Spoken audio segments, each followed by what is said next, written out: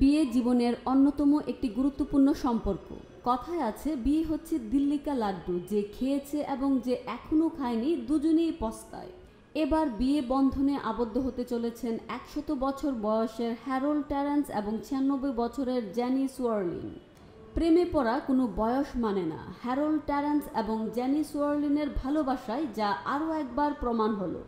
জীবনের অধিকাংশ সময় পরিজনদের সঙ্গ পাননি তারা, তাই জীবনের এই শেষ সময়টা স্বপ্নের মতো সুন্দর করতে চান নিউ ইয়র্কের এই প্রেমিক যুগল।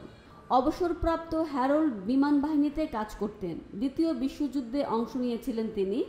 চাকুরি সূত্রে মাত্র ২০ বছর বয়সে চলে যান ইংল্যান্ডে। কিছুদিন সেখানে থাকার পরে একসময় ভবঘুরে হয়ে বিভিন্ন দেশে পাড়ি জমাতে থাকেন। এই সময় ইউক্রেন, বাগদাদ, তেহরান সহ বিভিন্ন দেশে কাজ করেন তিনি। তবে বেশি দিন আর যাযাবরের মতো জীবন তার ভালো লাগে না। একসময় নিজের দেশ আমেরিকাতে ফিরে এসে নতুন জীবন শুরু করেন তিনি। সংসার পাতেন দীর্ঘদিনের বন্ধু থেলমার সঙ্গে, কিন্তু দীর্ঘ জীবনে স্ত্রী আর ছেলে মেয়েদের সময় দিতে পারেননি তিনি।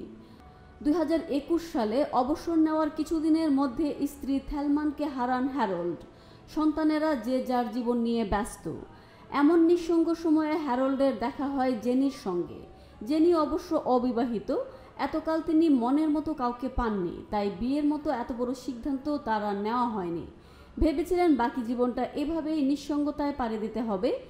তবে ৯৬ বছর বয়সে হ্যারল্ডের সঙ্গে তার পরিচয়ের পর জেনির মনে হয়েছিল যে এই মানুষটার অপেক্ষায় ছিলেন তিনি। তাই আর দেরি না করে নিজের মনের কথা হ্যারল্ডকে জানিয়ে দেন তিনি। ব্যাস, এরপর থেকেই শুরু হলো ভালোবাসার এক অন্যতম নিদর্শন। তাদের এই অতুলনীয় ভালোবাসায় খুশি হ্যারল্ডের সন্তানসহ তাদের পরিবারের সবাই।